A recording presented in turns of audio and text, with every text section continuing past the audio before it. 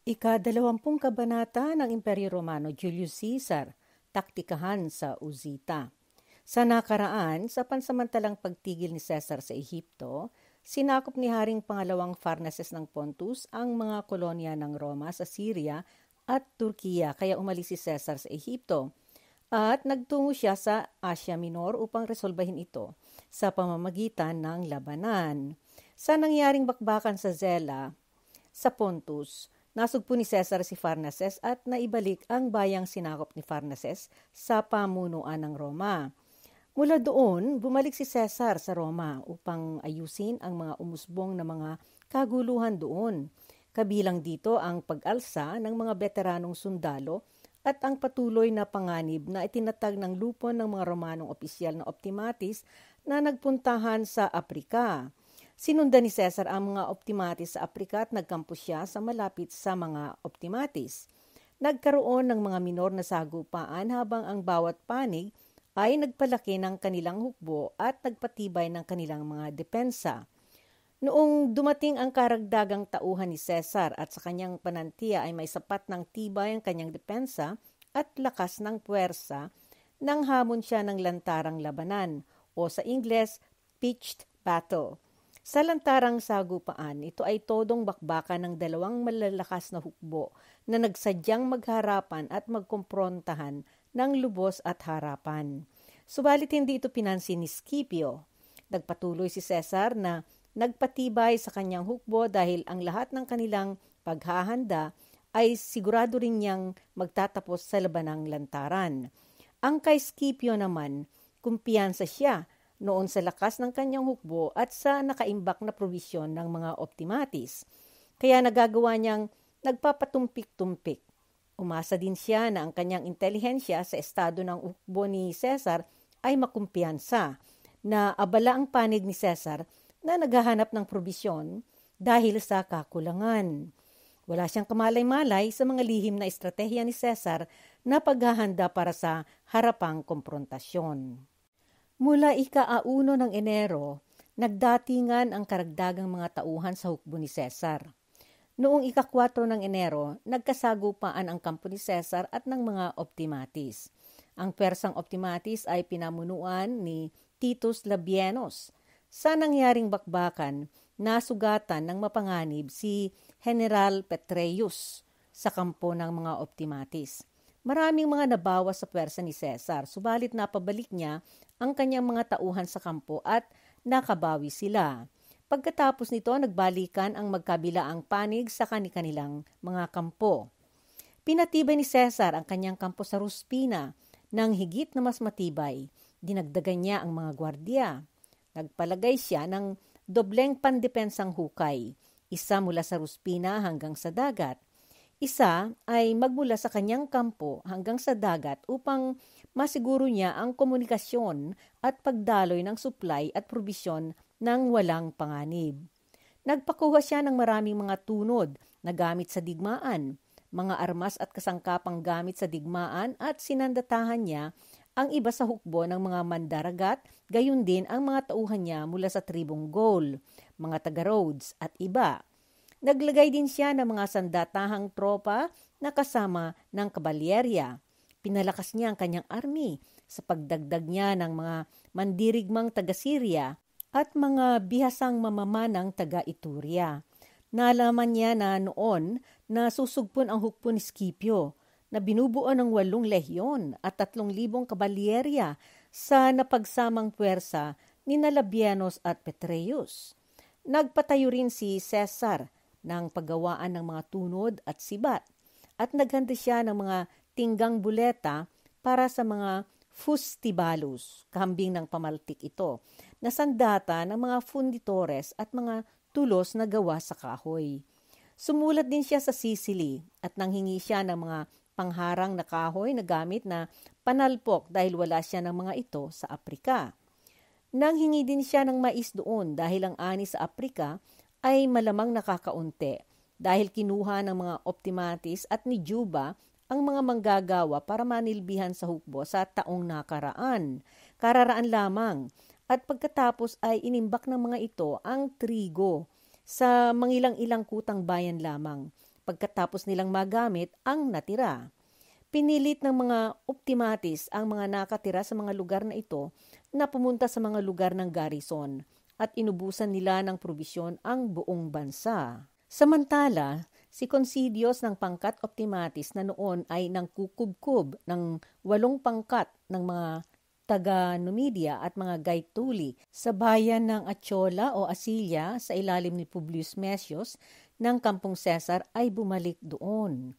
Noong nakita niyang nasunog lahat ang kanyang ipinagawang pagkubkob at noong narinig niya ang ulat tungkol sa nangyaring labanan ng kabalyeriya sa Ruspina, nasiraan siya ng loob at pinagsusunog niya ang kanyang inimbak na mais, vino at ibang mga probisyon na kinakailangan para sa kanyang hukbo.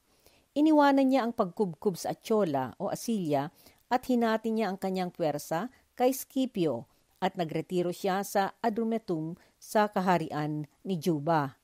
Sa kabilang dako, isa sa mga bapor ng pangalawang embarkasyon na ipinadala ni Alienus mula Sicily para kay Caesar ay napahiwalay sa mga kasamahang bapor dahil sa bagyo sa dagat at ito ay napapunta sa Thapsus. Nabihag ito ni Virgilius at lahat ng mga tauhan sa bapor. Kasama sina Cominius at Tisida, isang Romanong kabalyero, ay ipinadala kay Scipio. Isa pang bapor na kasama sa parehong armada ay itinulak ng malakas na hangin sa Aegimurum. Ay naharangan ito ng eskwadron ni Varus at Octavius ng kampong Optimatis. Sa barkong ito ay mga veteranong sundalo na may kasamang centurion at mga bagong kalap na tauhan at dinala silang lahat ni Varus kay Scipio. Noong naipaharap sila kay Scipio sa kanyang hukumang militar, nagpangausap ito sa kanila. Ako ay nasiyahan, hindi dahil sa inyong kusa, kundi sa udyok ng inyong balakyot na general, na linapastanganan ninyong nilabanan ang inyong mga kapwa mamamayan at bawat taong may kahalagahan. Kung sa ganoon, ngayon na ang kapalaran ay inilagay kayo sa aming kapangyarihan, sasamantalahin ninyo ang pagkakataong ito na makiisa sa mga mabubuting mamamayan sa pagtatanggol sa Commonwealth. Desidido akong bigyan kayo ng buhay at pera, kaya buksan ninyo ng malaya ang inyong mga niloloob.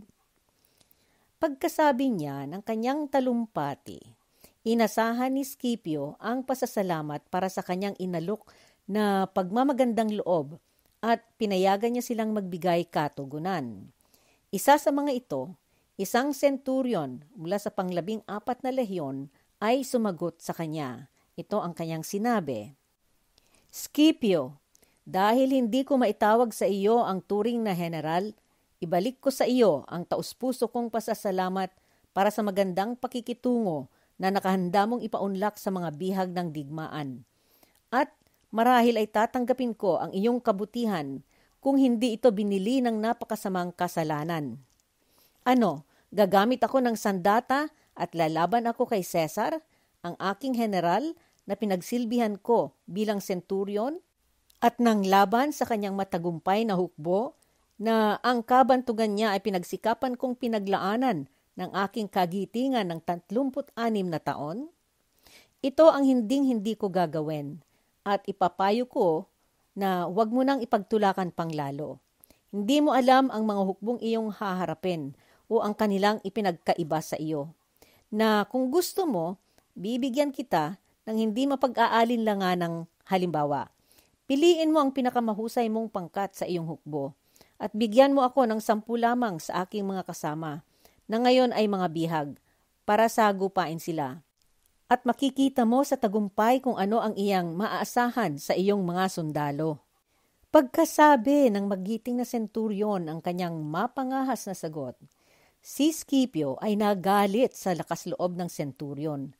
At sa pagkapuot niya sa itinuring niyang kapangahasan ng tauhan ni Caesar, hinudyatan ni Scipio ang ilan sa kanyang mga opisyal at noon din, sa mismong harapan niya, ay pinaslang nila ang centurion.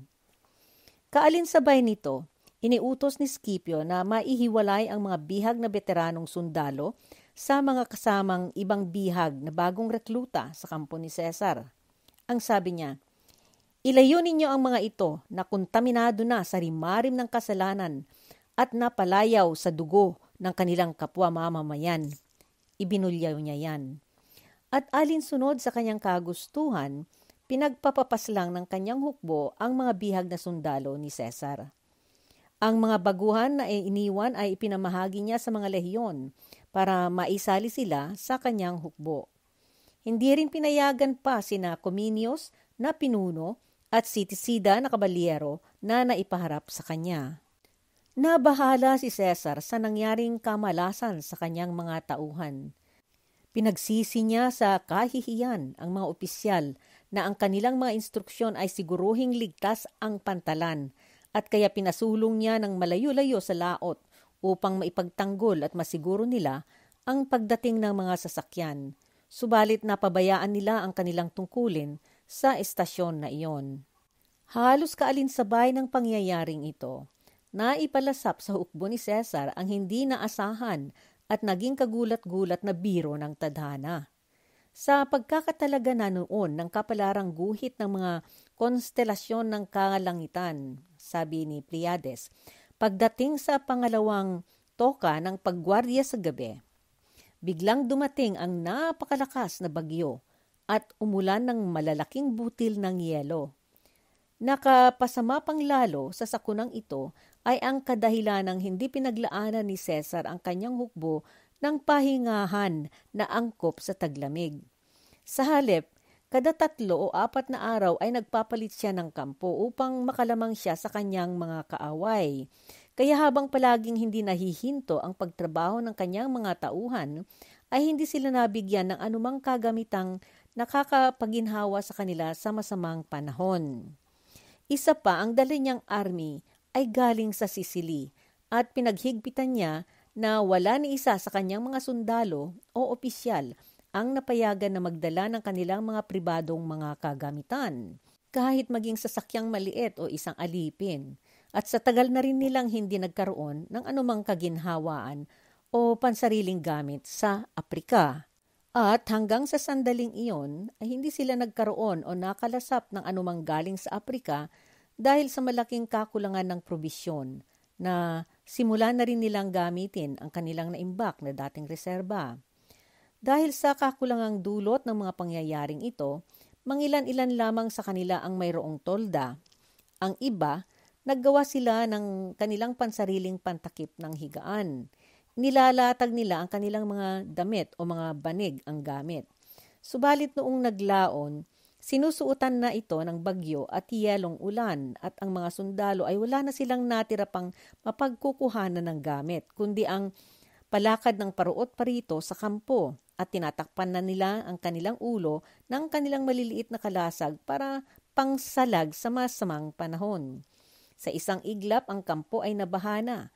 Ang mga apoy ay namatay na at lahat ng kanilang mga probisyon ay natangay na ng agos o nasira. Sa gabi ding iyan, ang mga habelina ng pang-5 lehyon ay sa hindi malamang kadahilanan biglang naglumiyab at nasunog. Samantala, naipamalita na kay Haring Juba ang galaw ng kabalyerya kay Scipio at dahil sa matinding pagsumamo ni General Scipio sa kanya sa mga liham na ipinadala niya sa hari, napuntahan siya at magbigay siya ng suporta, sumulong at iniwanan niya ang kanyang general na si Saburra sa kanyang kaharian na hawak ang bahagi ng kanyang army upang ipagpatuloy ang digmaan nila laban sa lupon ni Sitius sa panig ni Haring Bugod o Bocchus ng Numidia. Inasahan ni Haring Juba na sa kanyang pagtugon sa mga pagsumamo ni Scipio ay mapapaalis ng kanyang otoridad ang pagkatakot ng hukbo ni Scipio kay Cesar. Nagdala siya ng 3 lehyon, 800 kabayo para sa kabalyerya, 1 lupon ng kabalyeryang Numidia, malaking lupon ng magaang impanterya at 30 elepante. Noong dumating siya sa kampo ni Scipio, nakisugpon siya sa puwersa nito at nagkampo siya ng hiwalay sa malapit kay Scipio. Sa panig ng kampo ni Cesar, naligalig ng husto ang hukbong Cesar. Noong nalaman nilang parating doon para sumugpon sa kampo ni Scipio, ang haring si Juba at ang kanyang malaking puwersa. Noong una, Napaghalo ang pagkabahala at matinding alinlangan ng mga tauhan ni Cesar. Subalit noong nakita nilang dumating na nga ito doon, kung gaano nila ito kinatakutan noong nasa malayo ito at hindi pa dumarating doon, ay ganun din ang kanilang pagkapuot sa kanya noong naroon na siya. Sapat nang isipin na ang pagdating ni Haring Juba doon ay biglang nagpalakas lalo ng loob kay Scipio at kanyang mga tauhan dahil sa sumunod na araw, pinalabas niya lahat ng pwersa ni Haring Juba at ang kanyang pwersa at kasama ng 60 elepante. Itinanghal niyang pinagpormasyon ang mga ito sa handang pandigmaan at pinagparada niya ang mga ito ng kaunting palagpas sa kanyang kinubkob na linya ng kanyang depensa at pagkatapos ng sandaling pagtigil doon, pinabalik niya na ang buong pormasyon sa kanyang kampo. Tanto na ni Cesar noon na natanggap ni Scipio ang lahat ng mga supply na kanyang inasahan. At naisip ni Cesar na hindi na ito tatanggi sa sagupaan, kaya nagsimula siyang umabanse sa Tagaytay na kasama ang kanyang pwersa. Pinalayo niya ang kanyang linya ng depensa at pinatibay niya ang mga ginawang pagkublian at isinaulo niya ang mga sukat sa pagitan ng kanyang linya ng depensa at kay Scipio. Umaasa ang lupon ng kaaway na mga optimatis sa ilalim ni Scipio sa laki ng kanilang hukbo at sinakop nila ang kalapit na burol. Dahil dito, nahinto ang ginagawang pagkubkob at pagpahaba ng hukbo ni Cesar sa kanilang linyang depensa. Si Labienus ang nagsagawa ng plano na siguruhin niya ang estasyon na ito at dahil malapit ito sa kanyang kampo, dinaglaon ay nakarating na doon. Mayroon noong malapad at malalim na lambak na matarik na palusong ang kanyang tagiliran at ito ay dadaanan ni Cesar bago siya makarating sa burol na kanyang pakay na okupahan. At sa likod nito ay makapal na kakahuyan ng mga matatandang punong olibo. Kabisado ni Labienus ang kapaligiran ng kakahuyan at alam niyang dadaan si Cesar sa lugar na iyon, kaya naghanda siyang mangtambang kasama ng kanyang magaang impanterya at bahagi ng kabalyerya. Kaalinsabay nito, nagpalagay siya ng mga kabayo sa likuran ng burol na ang plano niya ay kung bigla nilang makatagpo ang impanterya ni Cesar, maari silang biglaang umabanse mula sa likod ng bundok. At sa gayon, malulusob si Cesar sa parehong harapan at likuran niya at mapaligiran ng panganib sa lahat ng dako. At dahil hindi siya makakapag-atras o makakapagsulong, siya ay madali na lamang paslangin ng hukbong optimatis. Walang kahina-hinala noon si Cesar sa plano ni Labienus na tatambangin siya at pinauna niyang pinapunta ang kanyang kabalyerya. Noong dumating ang kabalyeryang Cesar sa lugar, ang mga tauhan ni Labienus na waring nakalimutan o nalito sa kautusan sa kanila ng kanilang general o baka natakot na baka mapagtatapakan ng kabalyerya ni Cesar ay naglabasan mula sa likod ng malaking bato sa hiwa-hiwalay na tigkakaunting grupo at nag-akyatan sa burol. Hinabol sila ng mga kabalyerya ni Cesar at nahataw nilang iba at ang mga nakaligtas ay kinuha nilang mga bihag. Pagkatapos sumugod sila sa burol at itinaboy nila ang hukbo ni Labienus. Sinakop ng hukbong Cesar ang burol at nakatakas si Labienus kasama ng kanyang kabalyeryang nabawasan ng malaki. Pagkatapos masigurado ng kabalyerya ni Cesar na naitaboy na nila ang mga kalaban mula sa burol, nagpasya si Cesar na doon siya munang tumigil at iniatas niyang hati-hati ang trabaho ng mga lehyon. Nagpagawa siya ng 2 linya ng komunikasyon mula sa malaking kampo patawid sa patag patungo sa gilid ng Uzita na siyang nakapagitna sa pagitan nila ng kalaban at kinalalagyan ng garrison ng isang bahagi ng army ni Scipio. Inilagay niya ang 2 linya sa wagas na salubong ang mga ito na nakapahalang at nakaanggulo sa bayan. Ang plano ng disenyong ito ay kapag pinasok niya ang bayan na kasama ang kanyang hukbo at salakayin nila ito, ang mga linyang ito ang siyang magtatanggol sa kanyang hukbo, sa kanyang magkabila ang tagiliran at haharangan nila ang kabalyerya ng kaaway para hindi ito makakapalibot sa kanyang hukbo at kaya mapipilitan itong umalis. Bibigyan din nito ang kanyang mga tauhan ng mas maliit na pagkakataon na makipag-usap sila sa kalabang hukbo at makumbinsi nila ang mga ito na umalis sila sa panig ng Optimatis at pumunta sa kampo ni Cesar kagaya ng ginawa ng marami na. Ginusto rin noon ni Cesar na alamin kung sa paglapit nila sa kalaban ay gaganyak na makikipaglaban ang mga ito. Karagdagan pa ring rason ay dahil mababa ang kanilang kinaroroonan. Naisip niyang magpahukay ng balon doon at nang mas madali silang makaigib ng tubig. Habang abala ang kanyang mga tauhan sa lehyon na nagsasagawa ng mga ito, ang bahagi ng kanyang army ay nakasandatang laging handa at nakapwestong nagbabantay sa kanilang mga hukay na pagkukublian at malimit ay nakikipagsagupa ng pabugso-bugso sa kabalyeryang Numidia at magaang impanterya ng kabilang panig. Bago magdilim, noong pinatawag ni Cesar ang kanyang mga lehyonaryo mula sa kanilang mga pinaggagawaan, nakatagpo ni Haring Juba, General Scipio at ni Labienus na nasa unahan ng kanilang kabalyerya at magaang impanterya ang kabalyerya ni Cesar. Dahil sa ang kabalyeryang Cesar ay lubusang napaglamangan sa bilang ng mga sumugod, sila ay nagbigay ng bahagya. Subalit ang naganap ay hindi inasahan ng panig Optimatis na kaaway ni Cesar. Dahil habang pinamunuan ni Cesar ang kanyang lehyon para tulungan ang kanyang kabalyerya, sa isang iglap ay nagsagawa ng pormasyong handang lumaban at sinugod nila ang hukbong Numidia. Bumulwak silang sumalakay habang napakalat ang kalaban sa biglang pagsugod sa kanila ng hukbo ni Cesar at itinaboy silang marami sa kanila ang napaslang.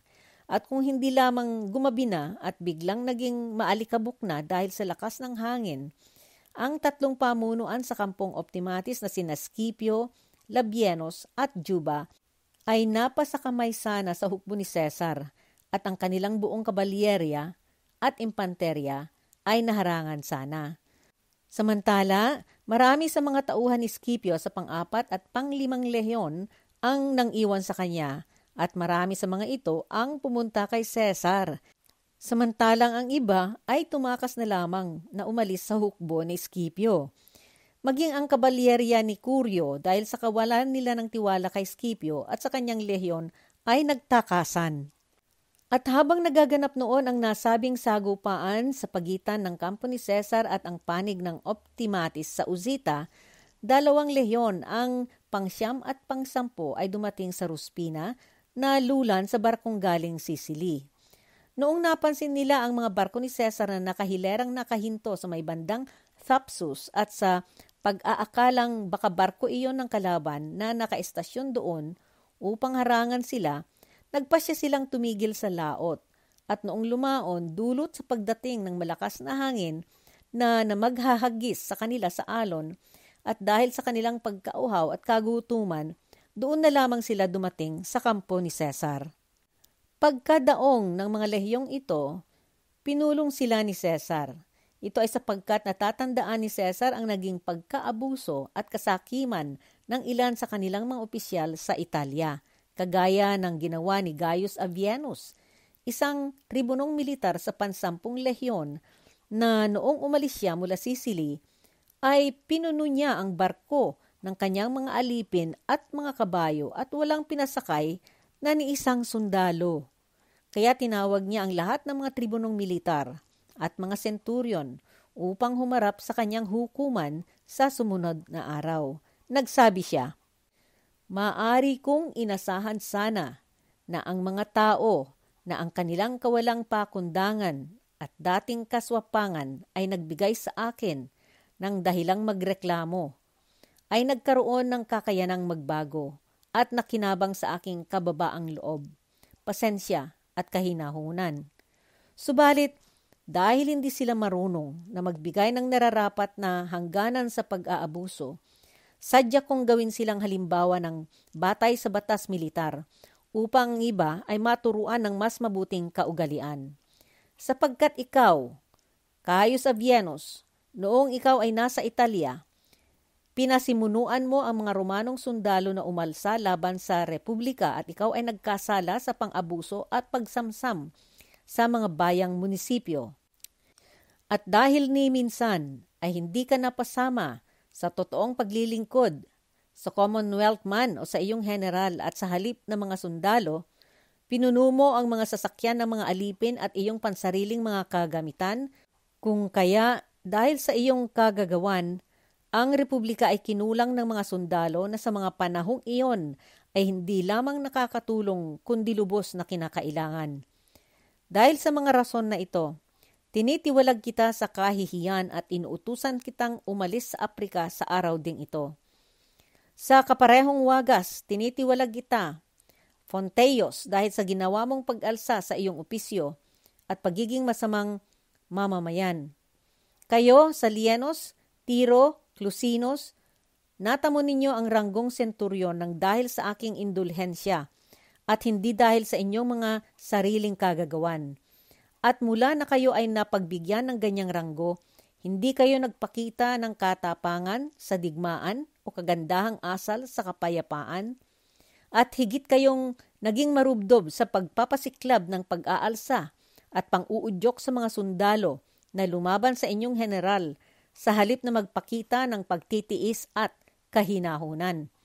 Sa makatuwid, naniniwala ako na kayo ay di karapat-dapat na magpatuloy na senturyon sa aking army. Tinitiwalag ko kayo at inuutusan ko kayong umalis sa Aprika sa lalong madaling panahon.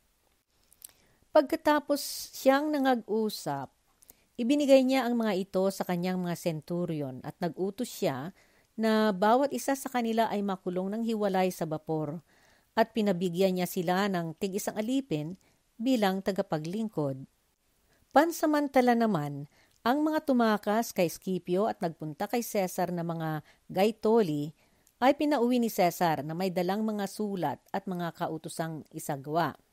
Nakarating sila sa kanilang mga kabayanan at nahimok ng kanilang mga otoridad at nakumbinse ng pagkabantog ng pangalan at reputasyon ni Cesar na umalsa. Nagsandatahan sila at hindi na nangimipang gumalaw laban sa haring Numidia na si Juba na kanilang hari. Si Juba na nahaharap noon sa 3 labanan ay nag-atas ng 6 na pangkat sa kanyang hukbo na nakatakda noong lumaban kay Cesar, at pinadala niya ang mga ito pabalik sa kanyang kaharian upang depansahan ito laban sa mga umalsang Gaetuli.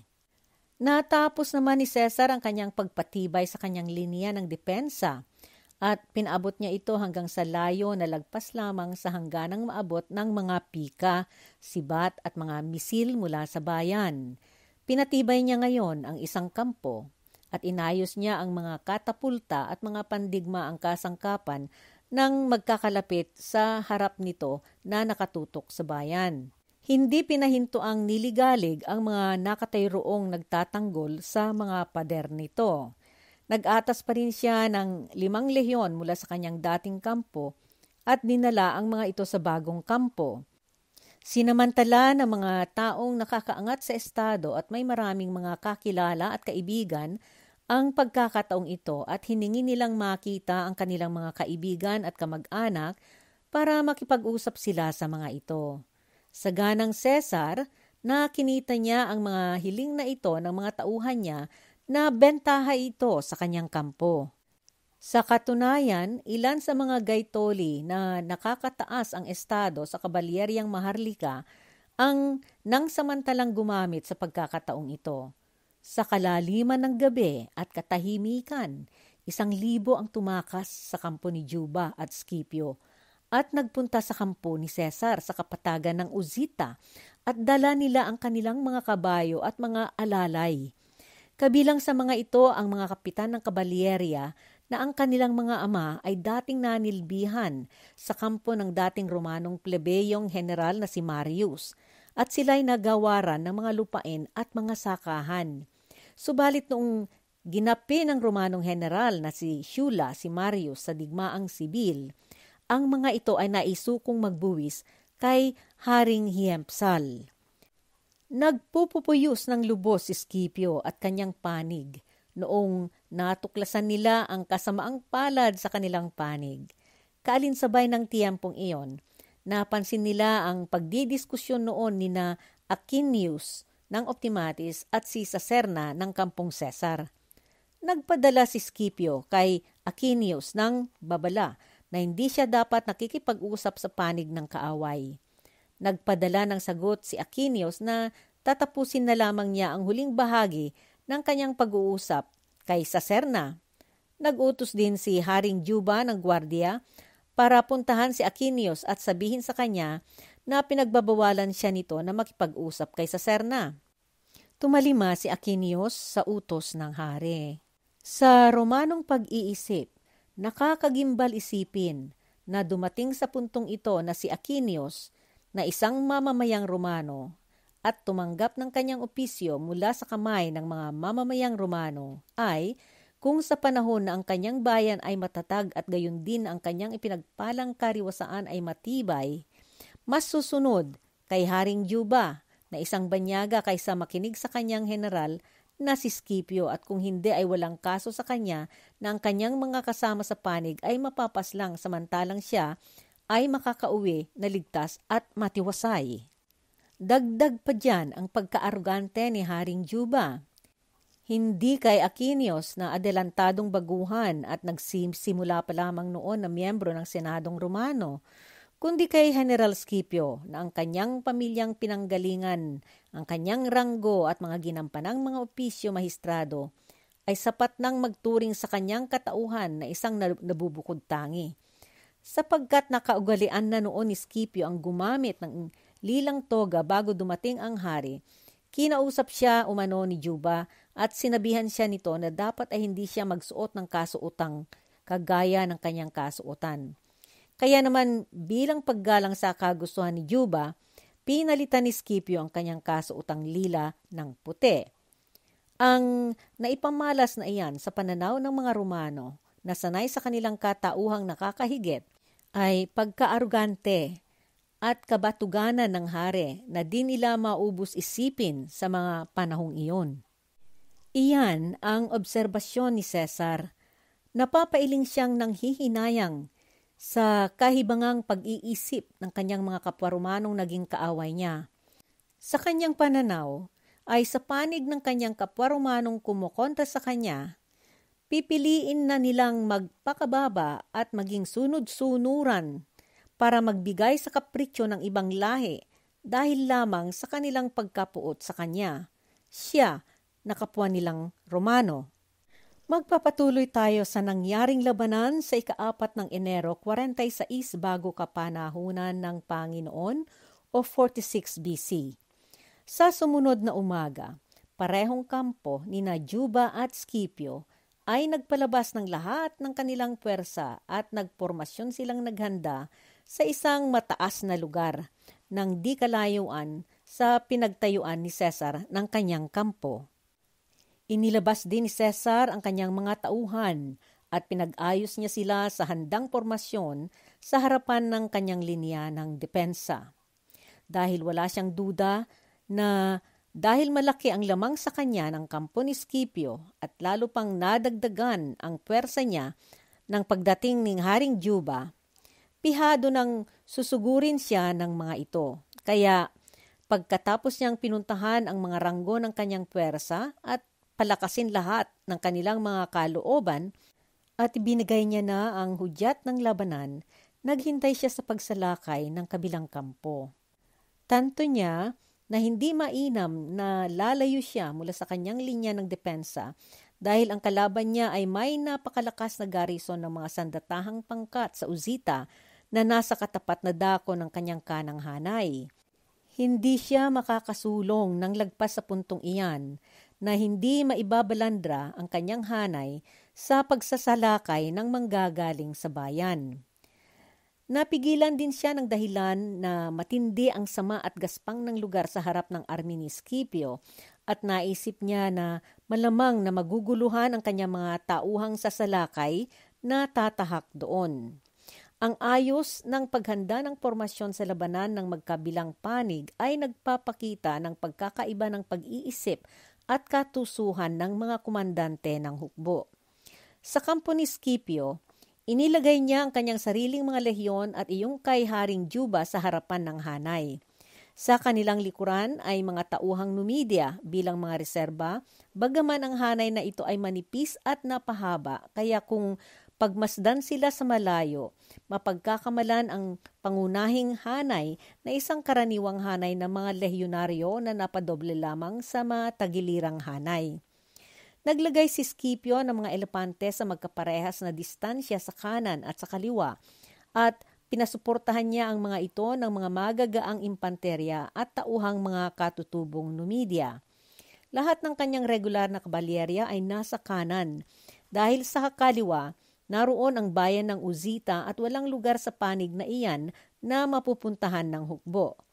Naaalinsunod doon, ipinalagay niya ang kabalyeryang Numidia na kasama ng nagdagsaang magaang impanterya sa pwesto ng mga 1,000 hakbang magmula sa kanyang kanang hanay patungo sa paanan ng bundok na malayo-layo mula sa kanyang hukbo at sa hukbo ni Cesar. Ang pakay niya sa kanyang disenyo ng formasyon ay kapag magsagupaan na ang magkabilang army, ang kanyang kabalyerya sa umpisa ng labanan ay pahabain lamang nito ang kanyang pagpalibot sa hanay ni Cesar at ang nagdagsaang impanterya ng army ay siyang manggugulat na kukulob sa army ni Cesar na magkakaguluhan at magkakalituhan sa ipapaulan sa kanila na mga nagdagsaang tunod. Ang hanay sa pormasyong pandigmaan ni Cesar ay ilarawan magmula sa kanyang kaliwang tagiliran at paikot tungo sa kanyang kanan. Sa kanyang bandang kaliwa, naroon ang 10 at 9 na lehyon. Sa gitna ang 25, 29, 13, 14, 28 at 26. At sa talagang kanang tagiliran, naglagay siya doon ng ilang mga pangkat mula sa kanyang mga veteranong lehyon at mangilan-ilan ding pangkat ng mga bagong rekluta. Ang kanyang pangatlong hanay ay naituon sa kanyang kaliwang tagiliran at pinaabot niya ito ng hanggang sa gitnang lehyon ng kanyang hanay. At inayos niya ito upang sa pormasyon ang kanyang kaliwang tagiliran ay binuo ng 3 hanay. Ang motibo niya dito ay sa katunayan na habang ang kanyang kanang tagiliran ay suportado ng kanyang mga naipatayong mga istrukturang kublihan, kinailangan niyang patibayin ang kaliwa at nang makayanan nila ang nagdagsaang kabalyerya ng kaaway. At sa hanay na ito sa kaliwa na ibinuhos niya ang kabuuan ng kanyang kabalyerya at sapagkat mayroon siyang pag-alanganin dito, inalis niya ang 5 lehyon para ilagay niyang suporta ng kabalyerya at naglagay siya doon ng kahalong magaang impanterya sa mga kabalyerya. At ang kanyang mga mamamana, inilagay niya ang mga ito sa iba-ibang pormasyon, bagamat nakakarami ang ipinwesto niya sa mga tagiliran. Sa ganyang wagas, nagkaharap ang dalawang magkaaway na kampo at sa pagitan nila ay hindi lalagpas sa 300 hakbang o kakatlo ng 1 milya. Ang klase ng sitwasyong ito na naganap ay pangunang galaw na palaging nauuwi sa mabalasik na bakbakan. Subalit sa pagkakataong ito na natili silang nakahandang naghihintayan kung sino ang mauna magmula sa kaagahan ng umaga hanggang sa gumabi. Noong sinimulan ni Cesar na pamunuang ibalik ang kanyang hukbo sa kanilang kampo, bigla na ang buong pwersa ng kabalyerya ni Scipio ang nasa mas malayo at binubuo ng mga tribong Numidia at Gaetuli na nakakabayo ng walang mga kabisada ay gumalaw bigla sa bandang kanan at sumulong na lumapit sa kampo ni Cesar sa taas ng burol. Samantalang ang kabalyerya ni Labienus na nakakabisada ay nanatili sa kanilang posisyon at kinuha nila ang atensyon ng mga lehyon. Dahil dito, bahagi ng kabalyeryang Cesar kasama ng mga hukbong magaang impanterya gumalaw ng walang utos at walang ingat. Biglang umabanse ng malayo at tumawid sa isang landasing latian at natuklasan nila na sila'y napaharap sa nagdagsaang bilang ng kaaway at hindi nila nakayanang malupig ito. Dahil dito, tumakbong bumalik ang kabalyeryang Cesar sa kanilang linya at napabayaan ang kasamahan nilang magaang impanterya. 1 kabalyero ang nawala at 27 ang sundalo sa magaang impanterya ang nabawas. Gumabi na noong pinabalik ni Scipio ang kanyang mga tauhan sa kampo na nagagalak sa nangyaring pagkalamang niya kay Cesar. Subalit sa panigurong pagwagi na napasa kanya, siniguro ng palad ng digmaan na ang pagkakataon ay panandalian lamang. Sa sumunod na araw, sa katunayan, isang unit ng kabalyerya ni Cesar na pinadala niya sa Leptis para maghagilap ng mga probisyon ang nanggulat at nang salakay ng mga sandaang kabalyeryang Numidia at Gaetoli na natagpuan nilang nanglilimbas at nagdarambong. Pinaslang ng kabalyeryang Cesar ang iba sa kanilang kalaban at ang iba ay binihag nila. Samantala, naging palagi at araw-araw na gawin ni Cesar ang pamunuan niya ang kanyang mga lehyon na dalhin sila sa kapatagan, magpatuloy sa kanilang mga trabaho. Dinala ang fossa o kanal at naggawa ng kuta sa gitna at naharangan ang mga pasulput-sulpot na panalakay ng kanilang kaaway. Si Scipio ay gayon ding nagtayo ng pangontradepensa niya at tinapatan niya ang ipinapagawa ni Cesar. Nagkandahirap siyang nagpatrabaho para mapigilan si Cesar sa kanyang pagharang sa komunikasyon at daang tungong talampas at sa bundok. Samantala, si Publius Attius Varus ng kampong Optimatis ni Scipio, napansin niya na ang pampito at pangwalong lehyon ay naglayag mula sa Sicily. Kaagad niyang nilagyan ng mga kagamitan at kargamento ang flotilya o maliit na armada na kanyang dinalang magpahinga sa taglamig sa Utica. Nilagyan niya ito ng mga tauhang mga Gaetoli na mandaragat at mga tagasagwan at naglayag. Dumating siya sa Adrumetum na may dala siyang 55 bapor. Walang kaalam-alam si Cesar sa pagdating ni Varus sa Adrumetum noong pinadala siya ni Cispius, kumander ng flotilyang Prefectus Classis at may dalang eskwadron ng 27 bapor tungong Thapsus upang doon siya magtigil para bantayan ang kanyang komboy. Pinadala rin ni Cesar sa Adrumetum si Aquila na may hawak ng 13 bapor na pandigmaan para sa kaparehong pakay. Si Cispius ay kaagad na nakarating sa kanyang destinasyon, subalit binagyo sa karagatan si Aquila at hindi niya nakayanang naglayag palibot sa Imos at napilitan siyang nagkanlong sa isang luok o punta na ligtas sa bagyo.